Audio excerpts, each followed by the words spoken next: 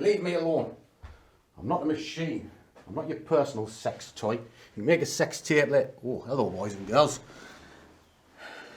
For those of you who've not been here before, this really is a trading channel. You haven't switched on to Babe Station. You're sitting there, imagining that, with a big smile on your face. You dirty fecker. Talking of Babe Station. Here's your Hello. coffee. Pick you up. See, she's still at it. She wants it again. This is ridiculous at my age. I mean, bloody hell, the Popeyes tell me to have a heart attack. She's going to give me one. Whew. There's your coffee. Thank you very much. Is that my reward? See the smile on her face. See, we're all excited because, as you can see, we're not at home. We're actually away again. We're doing quite well this year. It's been every other week at the minute. And why not? That is the beauty of what we do for a living and what you're trying to do for a living. It is, yes. And the focus there is on trying. I'm going to touch on that a bit later. So, it's a warm welcome to one and all. And if you haven't been here before and you're scratching your head wondering what's going on, I am the Scruffy Trader, and this is Wonder Wink, and you have come to a trading channel. Just so happens I'm an overgrown child. How does your missus put up with you? Must be my legendary prowess as a lover. And she's a sex-crazed maniac. She is. It's terrible. She said them wonderful words to me last week. Shall we spend your money? I thought it was something else. Hello. Why am I talking like this? It's because I think there's too many glossy videos out there that kind of try and put Forex and trading in the wrong world. They put it in La La Land. And anybody who's followed me for a long time knows I have zero time for the Lamborghini boys. In fact, the green Lamborghini. You ding-dong! I've got no time for them at all. I've certainly got no time for freeloader wannabes, and I see them all the time in the forums about how they're going to do this, and I call them gunners. And why do I call them gunners? Because I'm gonna do this. I'm gonna do this. You have to do this. And they might say they're gonna do it, but they never prove they do it. And that's maybe where I'm a little different and a little bit too much, to be honest, because I do show my bank statements, I've shown my trading statements, and I trade in the moment. Why? Because I'm experienced. Am I greedy? No. I'm realistic. I look to earn a wage. Whereas when you see these course sellers and one thing and another, they try to tell you this wage is, well, you're going to be having your cocktails under a palm tree, drive your Lamborghini, etc. It's La La Land. And then you have the ones who have the mad schemes. Oh, well, I'm going to leverage this to do that, to do the other. No, it's still La La Land. Because it takes money to make money. You're not going to do it off 200 quid. You can trade off £200, but you're not going to replace your salary of £200. You've got as much chance of winning the lottery. So that's kind of today's subject. And if you do want to see trading in the real world, and even Winky's little journey, because you're getting better, aren't you? Yeah, I seem to get better and then I fall back. But that's the whole point. You know, I still make mistakes. You see me make those mistakes. Yeah. But I manage my way out of them. And that's experience. No course can teach you that. None at all. No course can teach you how to read a market. What it is a lot of fluff. So what I'm going to do is I'm going to go on the whiteboard when we get home, because we're heading home today. We've had a wonderful time in the hotel. We actually caught up with one of the squad members yesterday.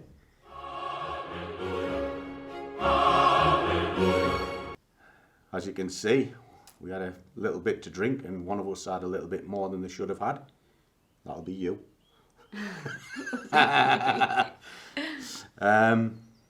We had a jolly time, and it was great to actually put faces to people I speak to on a daily basis. But when I get home, I'm going to go on the board and I'm just literally going to put on what a course will teach you. And I guess the ultimate question you're going to ask yourself, and half of you are probably just going to switch off at this point, and that half are never going to make it. Go to McDonald's, get an application form, and you're going to have more money at the end of the month because you will never be a trader. And those lot, my friends, are freeloaders. If you're a freeloader and you think that your trading education should be free and you expect a free ride, you are definitely in La La Land. Cheeky fuckers. It is not free. But that's not to say that it means you pay for it in money. You pay for it in time, anguish, blood, sweat and tears, and bloody hard work. But if you want to step forward and you want to make this a success, then you are going to have to pay. Can you do this free on your own? Possibly not. I've spent a fortune on my education over the last 15 years or so. An utter fortune. And would I give it away? No, not really. You know, do I help? Certainly do.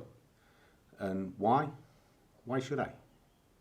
You know, certain people out there I have all the time in the world for, and if I see them trying and failing, I'll help them every single time. Every time. But somebody who doesn't try and expects a free ride, no. Why should I? Why should I give something to somebody who's not willing to put the work in and I don't know them from Adam? Common sense.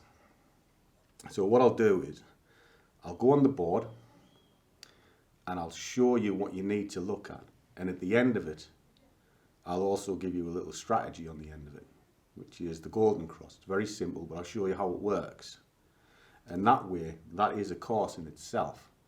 And also, if you are stuck, just drop me an email and I'll put you to where there are some free resources that you can learn fully a little bit more if you don't understand what I'm putting on the board.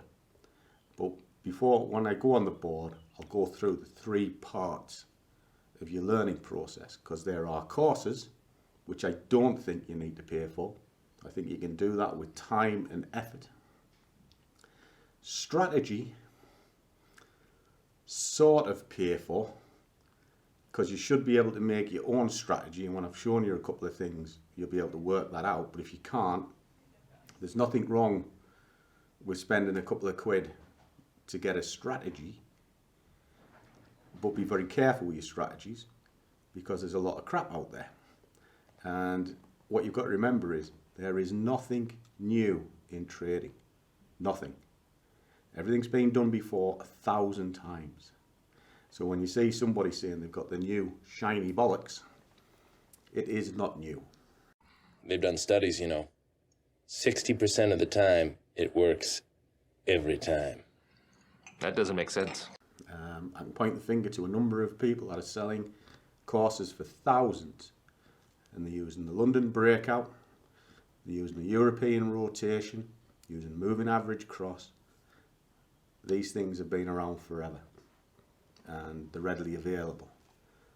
But if you need coaching, the same as if you're playing golf or you're an athlete or, well, anything really, even if you're going to college to learn a new skill, you need some form of a mentor to give you the odd lesson. I play golf, I'm reasonably good at it. The best I've ever played off, my handicap was down to 11, so I was reasonably good, but I still took a lesson from a golf coach every once in a while, just to iron out the little errors I make. And that's what I think you should be paying for. Your strategy and your course you can do on your own, but you will get to a point where you just can't quite get over the hill, and then you would have to look at some form of a coach. I hope that makes sense. Make sense to you? Mm-hmm. You still want to make a sex tape? I never said I did. You did. I didn't. You did. You're shocking. She is, It's your imagination. She's the proper original quiet girl. You know, the one that you think just doesn't do anything, but you put a drinker in, all hell breaks loose. Why do you think I married her? It was Well, I married you because I loved you. Oh, back in the track. I did, really. I'll let you lot think into that, whatever you will. Anyway, we're going to head off home now, and I'll catch you on the whiteboard.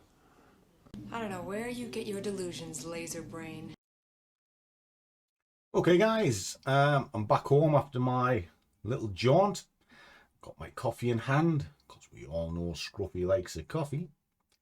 And we'll have a little chat about courses, strategy, and mentors. And whether you should pay for them.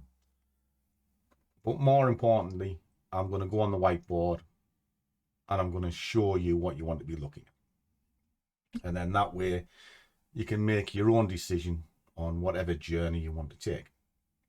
Now, wherever you're going in life with trading, you're going to need a platform. And there's some that are not so good, and there's some that are very good. And there's two ways you can do this.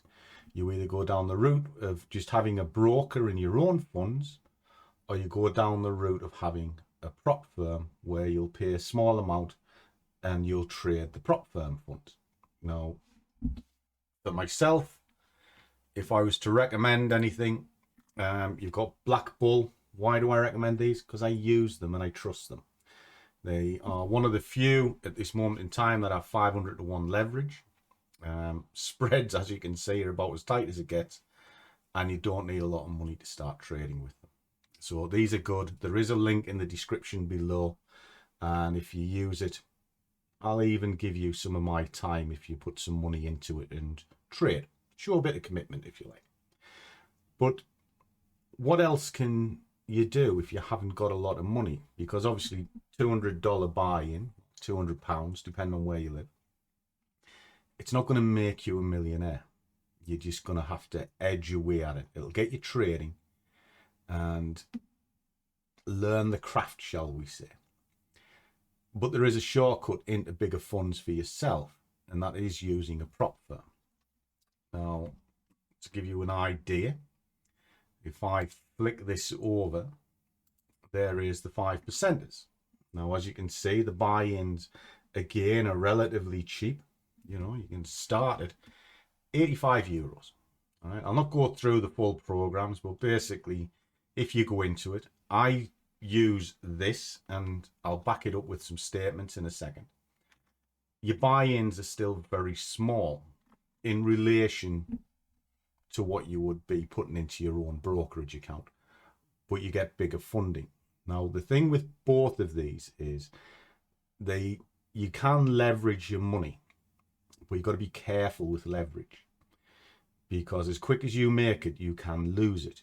The trick with leverage is use your balance as basically your funds and the main balance or the leverage just to open up a position.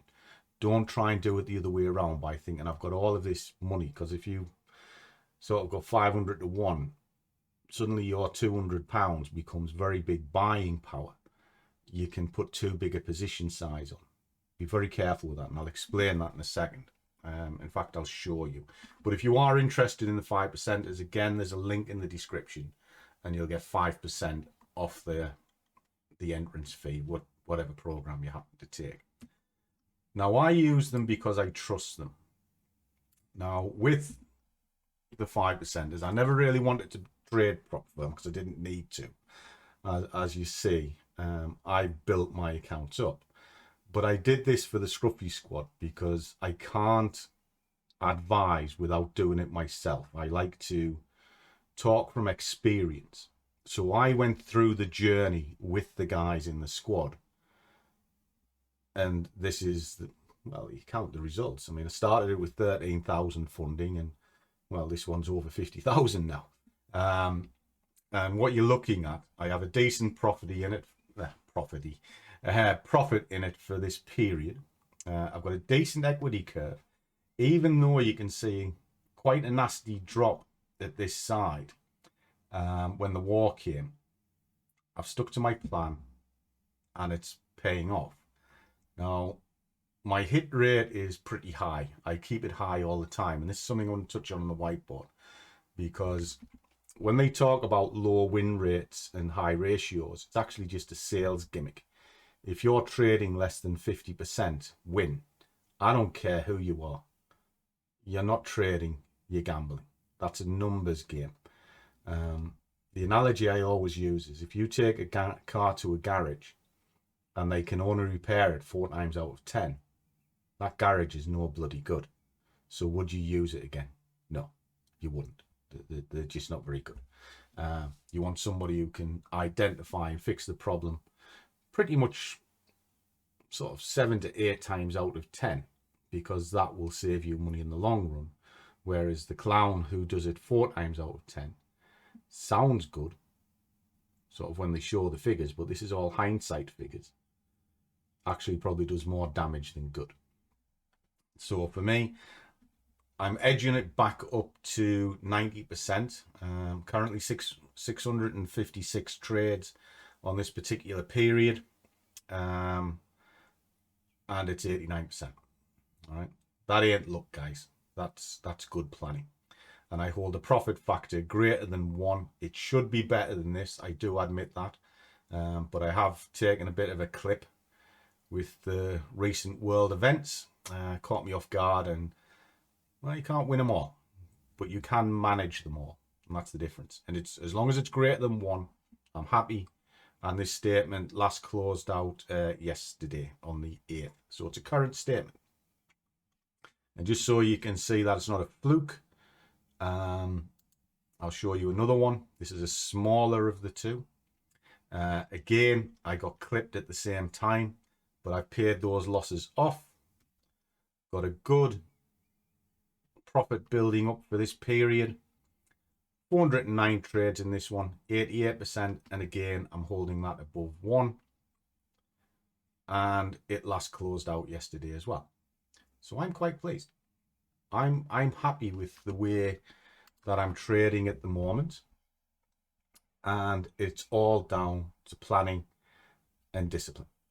So let me go on the whiteboard and we'll explore this, and hopefully it's something you can keep coming back to and revisit and pick out some little nuggets.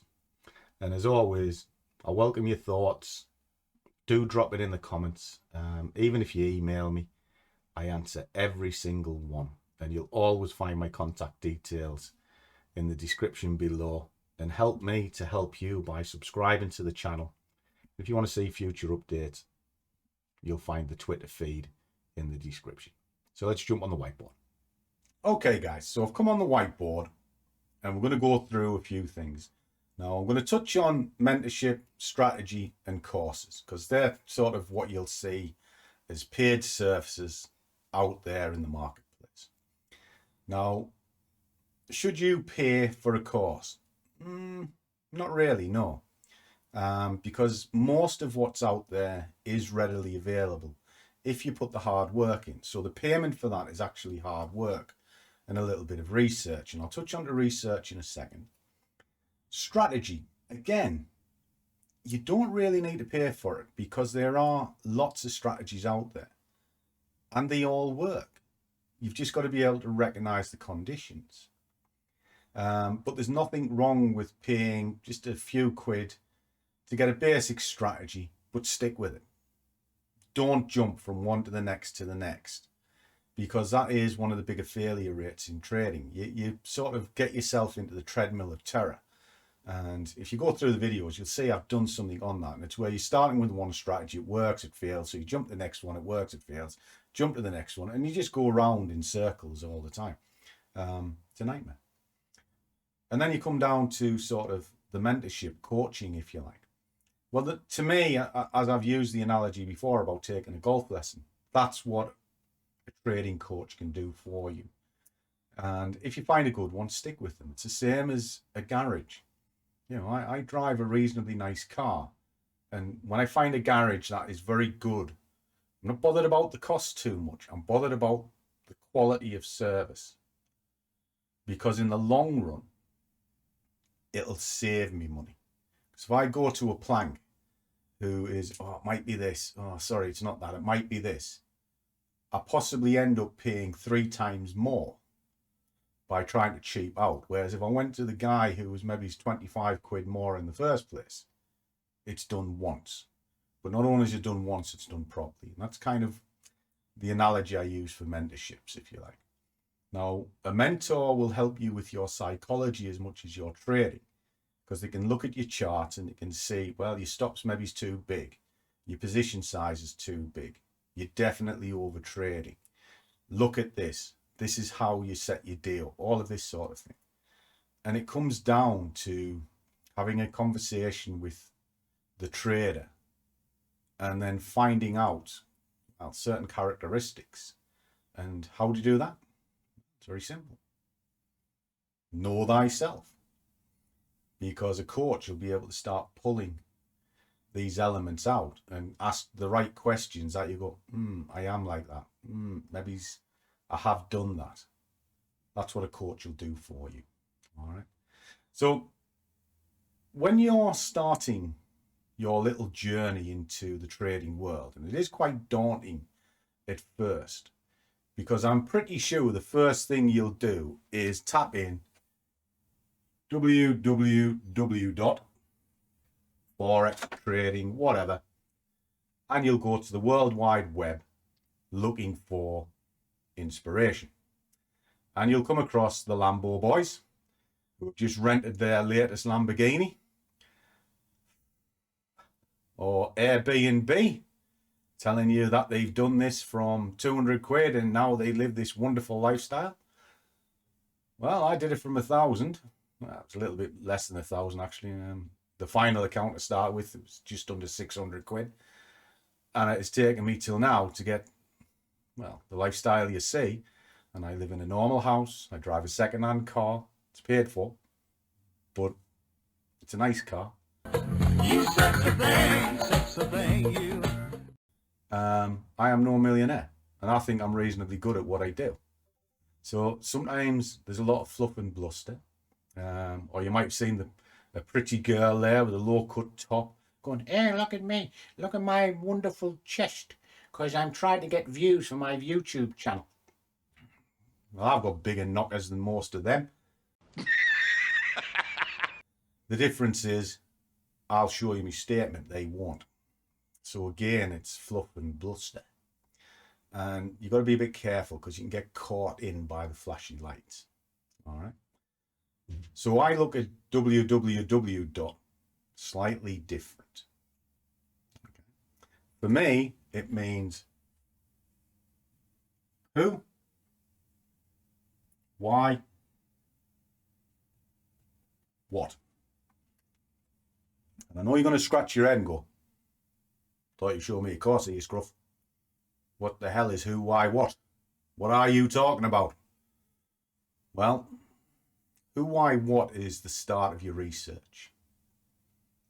Who is doing the trading? Well, for most of you, it is you.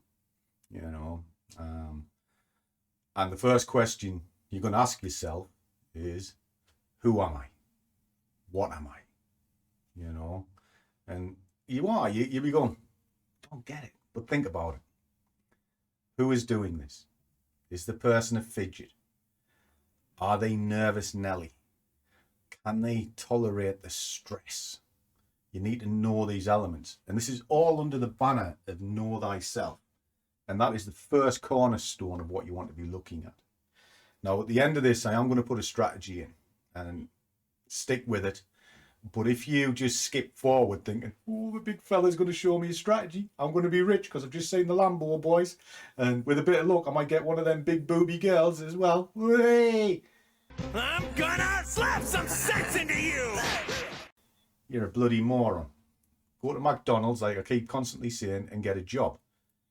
Then you might actually earn some money. And if you haven't got any money and you're looking for a free ride, go to McDonald's, get a job, use the wages to put into an account, and then springboard forward. Nobody will do this for you for free. And why? If you're good at something, never do it for free. And free is not always money. It is hard work, blood, sweat and tears, and commitment. And I'll keep banging that in till it actually hits home. And in fact, talking of commitment and banging things in. Oh, that's disgusting. Well, that was a bit of a euphemism from you earlier on. Come here a second. Don't knock the light over. Step over that. See, we haven't got good production values here. I've got wires along the floor for the light over there. And she keeps knocking it over. Winky is on a journey of our own at the moment, learning to trade. We recently sold our business last year, and we are enjoying the fruits of our labour.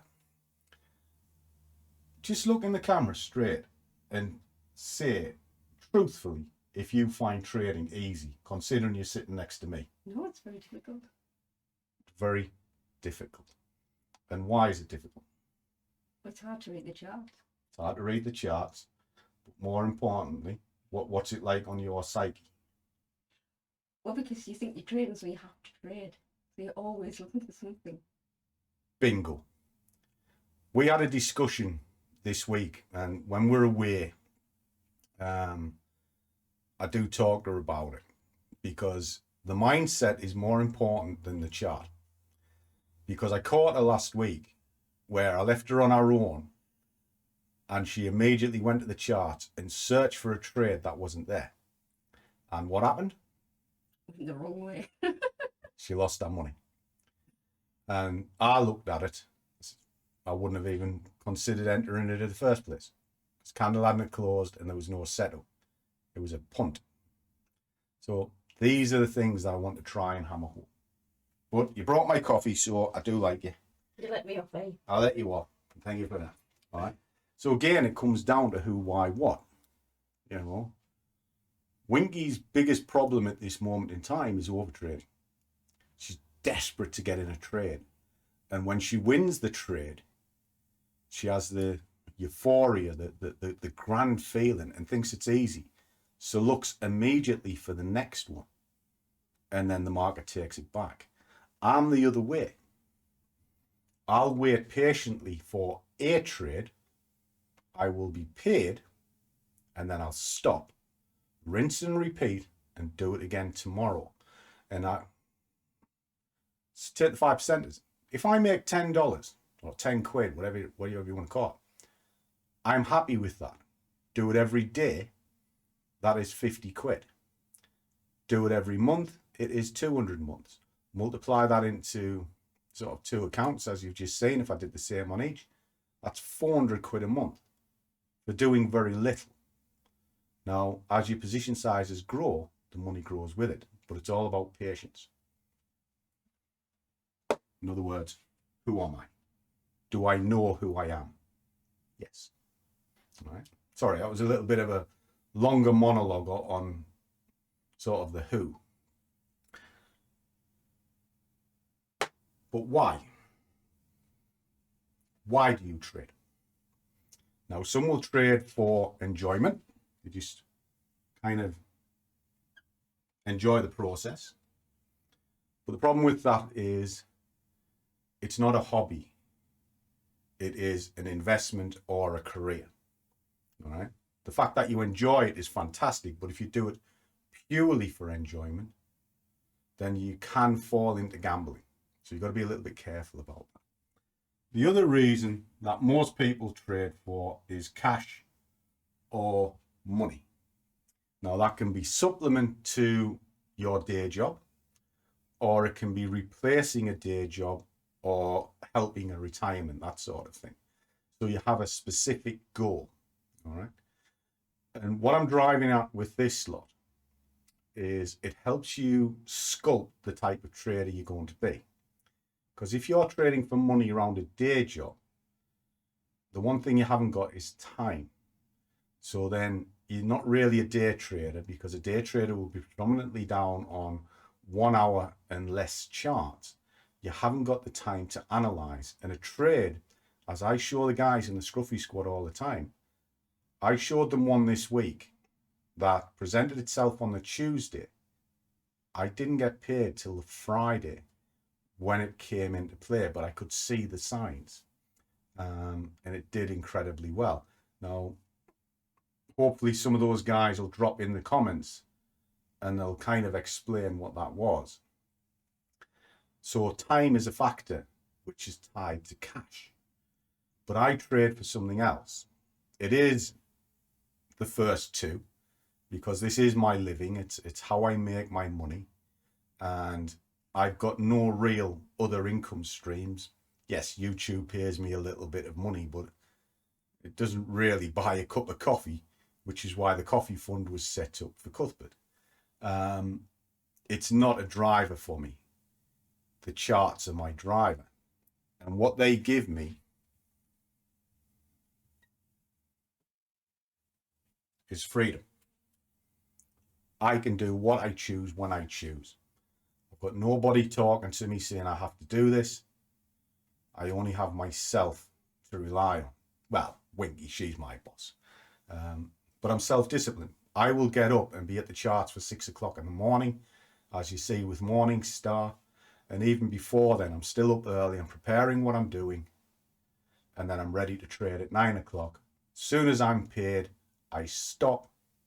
And then I can do what I want for the rest of the day. That is why I do this. And then what?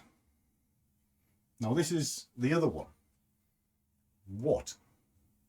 Well, it's what are you going to trade? Are you going to be a stock trader, Forex trader, indices trader, commodities trader? Are you going into crypto? You need to know what you're going to look at. So that, to me, is your first round of research. You need to understand all these elements. And I know a lot of people will be switching off, going, nah, this is crap. But those people are going to fail because they're looking for shortcuts. There are no shortcuts. I'm over 15 years into this, and I'm still learning every day because the markets change every day. And ultimately, a chart is a chart and a time frame is a time frame. And if you hid what that chart is and the time frame, you've got no idea what you're looking at. It's just candlesticks. And that's something we're going to look at in a second. But the time frames smooth things out. So let me rub this down and we'll start. So courses. As I said, a lot of them are blustering full of just fluff, really. You need to look at certain elements first. Now, we've just had a little discussion about yourself. And I wanted to do that bit first, just to hit it home. To let you know it is not X marks the spot. It's so much more. Right? Now, a lot of them will talk about risk. Okay? Now, for the next few minutes, I'm going to assume you know what a Forex pair is. You know what an indices is, etc. In fact, for a pair, just so that you understand this, say you see that symbol. That is the British pound versus the American dollar, United States. Right? What's called zero sum. Right? Zero sum means there has to be a buyer and a seller at the same time. One cancels the other out. And what you're doing is you're working on what's called the base currency. So that is the first symbol you see. It's called the base currency. And you're working out whether or not it is going to go up or down against the second. All right. But I'm assuming you kind of grasp that. If you don't, drop it in the comments and I'll pick it up in another video and I'll go right through it. But that is the wishy-washy way. When you see a commodity, sort of copper, for argument's sake, pork bellies, whatever it is, you're trading on the asset itself as to whether its price is going to go up or down. Okay, it's not done in a pair. Forex currencies are done in a pair. And then within indices, it is the same as commodities. You could look at the FTSE, which is sort of the top 100 companies of the UK, the DAX, which is the top 40 companies of Germany now. And you're looking to see whether that index is going to move up or down based on sort of the performance of the companies that are listed within that exchange. Okay, so it's a very simple process, but I'm assuming you understand those mechanics. Just get rid of that. So in a course, the sales bluster is always 2%. 2% risk. But what they're trying to say is that you can only risk 2% of your balance and you'll be in the game a long time. Now, if you've got a huge account, that is actually very good advice, because you've got a 6-figure account, 100,000, it's £2,000. So you've got a lot of room to play with. What if you only got 100 quid?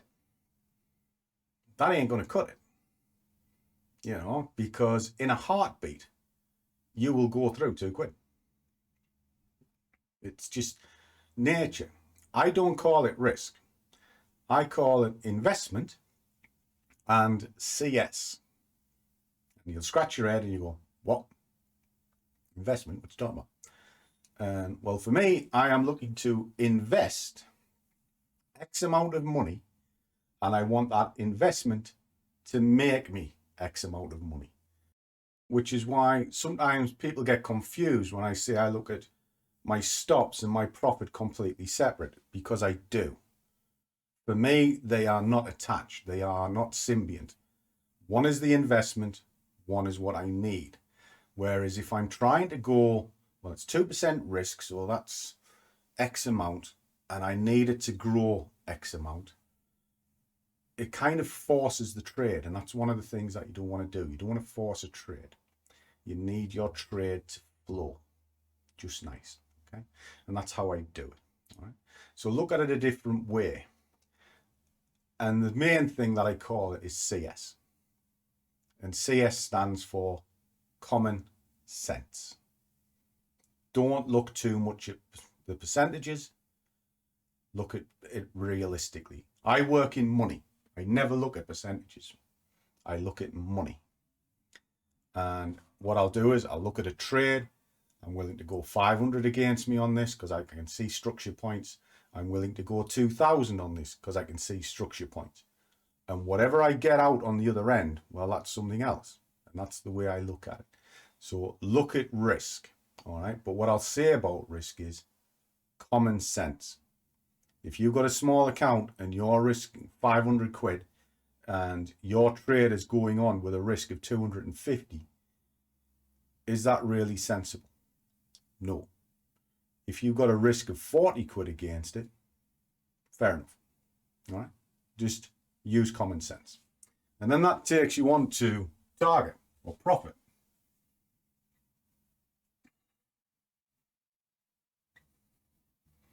You always say, well, you work round in 2 to 1.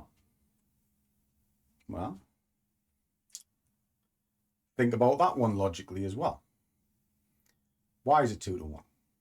Because they're selling you a pipe dream of you don't have to win as many to make as much. Now, this is quite a controversial subject because, yes, you should be looking to be making more than what you've got risked on the table. But it really depends on how you're planning your trade out. Personally, I start at 1 to 1. I look at a 1 to 1 starting point, in other words, in the middle, and I'll stage backwards into a trade to increase that 1 to 1. And then whatever profit I get is amazing. But I don't lock it in stone. Every trade is individual. Whereas in a lot of them are saying, this is what you have to do. And that is a failure because it's forcing a trade. You might be seeing a trend here. It's all about forcing trades. The worst thing you can do, guys. Just work it out sensibly and apply CS. Common sense. And that's the same with your targets, your profits. Because if you're swinging for the fences and it's unattainable, well, you're not going to achieve it, are you? But if you have something that is realistic, so if the market's going to go 100 this way, bank on it going 100 the other way, but see where the structures are to see if it's feasible, and then work within the boundaries. You see, the money is made between the lines. you know, and those lines are your entry point, your exit point, and your profit point. And your trick is to keep it up in the profit. Money is made between the lines. So again, it's something that you have to apply some common sense to, but the courses will tell you it has to be this to get that. No, it doesn't. The markets are dynamic. They do not flow in a rigid world. So there are a couple of elements that you need to look at. Then you start looking at time frames. Well, time frames is exactly what they say they are.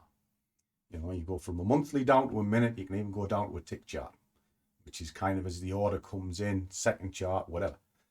It's very sort of confusing at times. So what do you do to build up things?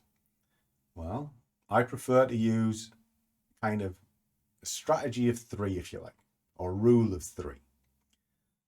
I mark up on one set of charts, I take a bias from another set of charts, and then I trade on a different set of charts. So basically what I'm doing is I'm doing a top-down analysis all the time, and I work it with 3 charts. And sort of give you an example, it's the daily, the hourly, the 15-minute. And what it is I can see the structures from the daily, I can see the bias on the hourly, and I can trade off a 15-minute. So again, you're looking at different time frames. Now, if I was swing trading, it's monthly, weekly, daily. Still the power of 3. And that's sort of the things that I look at. So that's the basics of like sort of module 1 of something that you would see. And they'll talk about time frames and risk and profit and one thing and another just to get you going. But then you need to understand what you're looking at. Now, most of us use a candlestick chart. Get rid of this. And if you're unaware of how a candlestick works, it's like this. Okay. You have what's called the body, which is this bit here, and the wick, little tails on the other side. Now, there's different types of candlesticks. That's kind of a standard candlestick. And the way it works, if it's going up, the open of the candle will be the base of the body. And the top of the candle will be the close of the candle. And the wick stays the same. That is the lowest point it's been. And that is the highest point it's been in the given time frame. Because a candlestick will look the same on a monthly as it does on a 1-minute chart. On a monthly, it will represent 1 month. On a minute, it will represent 1 minute.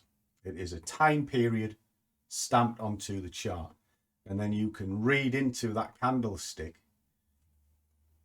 an open, a close, a high, and a low if it is going upwards. And if it is going downwards,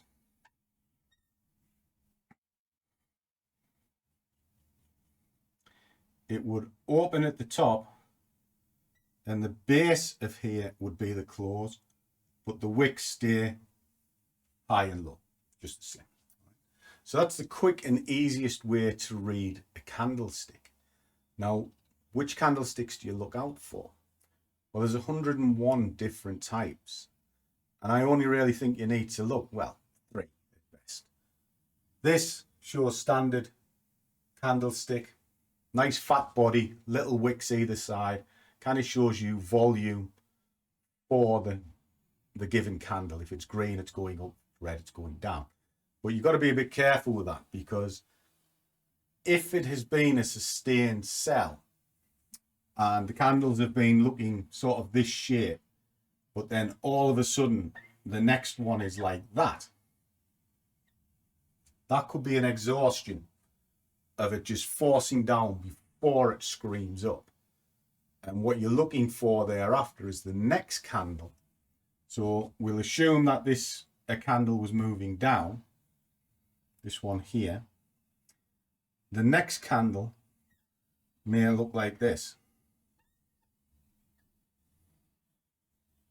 In fact, I'll change the colour just so you can see it. Screaming up. What that's telling you at that point is, it's been good volume to the downside, there's an exhaustion, there's the reversal. In other words, it's at the bottom of a down move or an up move, and if it was on an up move, the tail would be at the upper side.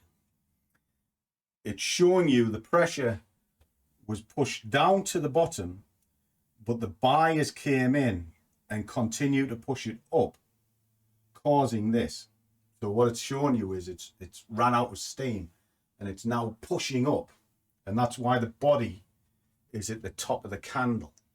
Now, the bigger that wick and the smaller that body to the top shows more pressure. But you can also see a candle that looks like this.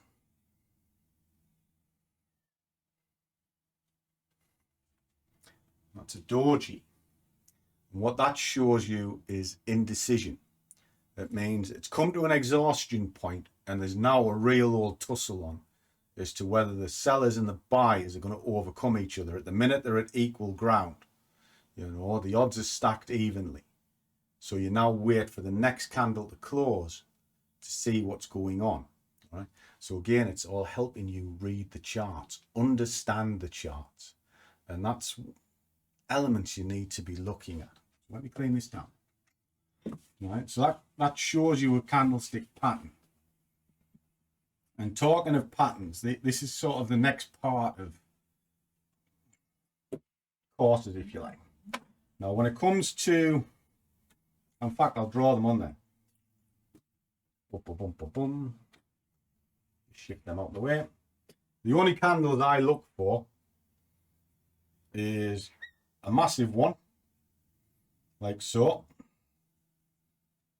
Standard, like so. What's called a hammer or a starburst, whatever you want to call it,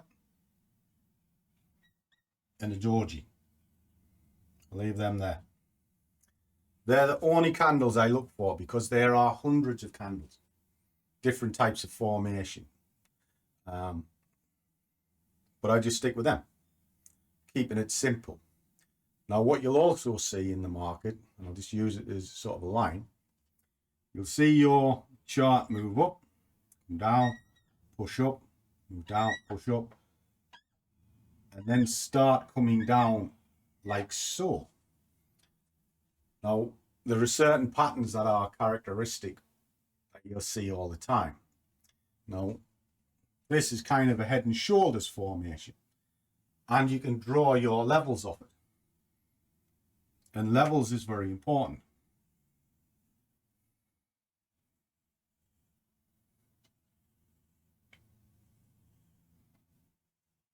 Just like so. All right. Now, head and shoulders just means you've got a shoulder on one side, shoulder on the other, and a bit at the top. All right. If you recognize that, you can see it's a breakdown pattern. Now, tied within that is support and resistance. Now, support and resistance is basically a level. You'll often hear it as supply and demand and other kind of terminology. Basically, it's a level. It's a turning point on the market where you can clearly see a turn. And what happens with it more often than not is if it's turned there before, it'll turn there again.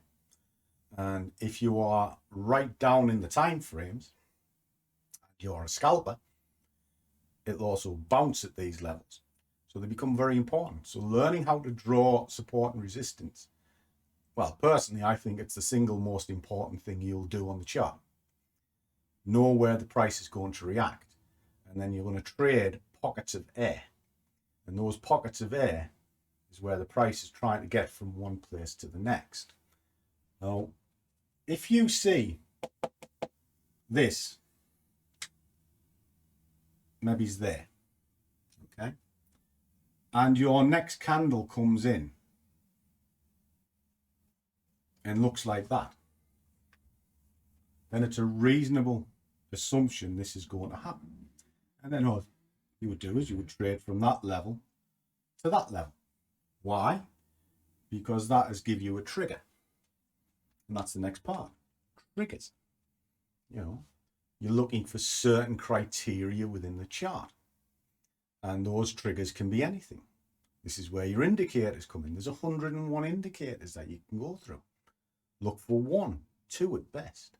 So for argument's sake, you might like a moving average. So in this little instance, you might have a moving average on, which happened to be running something like so. And you're thinking, ooh, well, the market's pushed down. It's now come back to the moving average.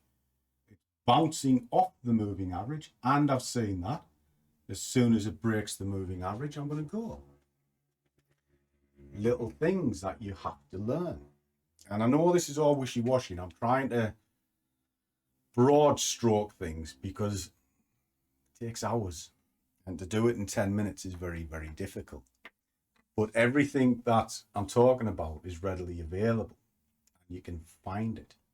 Now, next to your moving average. Now, a moving average it's the simplest of indicators on the chart, but it's actually also one of the most dangerous on the chart because it's lagging.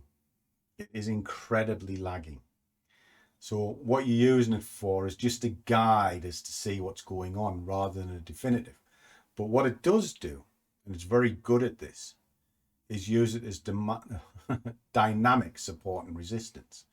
So if you can imagine this situation here, it's the top of a move, it is a candle, it is a level, and it's a moving average bounce. This is multiple amounts of confirmation. And those multiple amounts of confirmation give you a strong signal. And then you can shore it up with looking at the bottom of your screen, and you'll have something that might look like that, which is an oscillator. It can be a stochastic, an RSI, whatever. There's quite a few. The RSI is something that I prefer.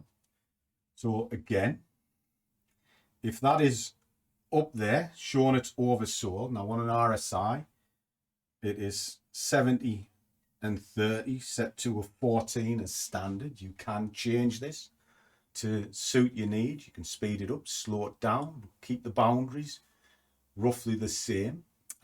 If you are speeding it up, stretch the boundaries out. If you're slowing it down, maybe nip them in a little bit if it's massively slowed down. But again, there is an oversold. It's a bounce, it's a bounce, it's a candle. Simple stuff. And this is kind of the stuff that causes fluff out. So take some time, look at it, understand the makeup of a candle, understand risk, but be common sense with risk. You know, don't be a hero. Be common sense with your target. Don't swing for the fences. Be realistic. Get in, get out. Over and over. Rinse and repeat. So I may revisit this based on your comments and break it into bite-sized chunks. So if you ask a question, I'll drill it down. Okay. If you want to see fully how I trade, there is the Scruffy Squad. You'll find links for that in the description. It's a membership by YouTube. I just provide the sort of content for it, shall we say. But it's always on the Discord, and there's a huge library there. There's clocking on 1,000 videos now. So it's building up. It's building up. So let me do this, and I'm going to show you what the golden cross is. Now the golden cross is about as easy as it gets. It's a very good swing strategy. It's based for kind of longer term trading rather than swinging for 2 or 3 days. This will keep you in for quite a few weeks. Now, all you need is 2 moving averages. So you'll have one like so, which is a 200 moving average. It doesn't matter if it is exponential or standard. as long as it's a moving average and the other one is the same type. And the other one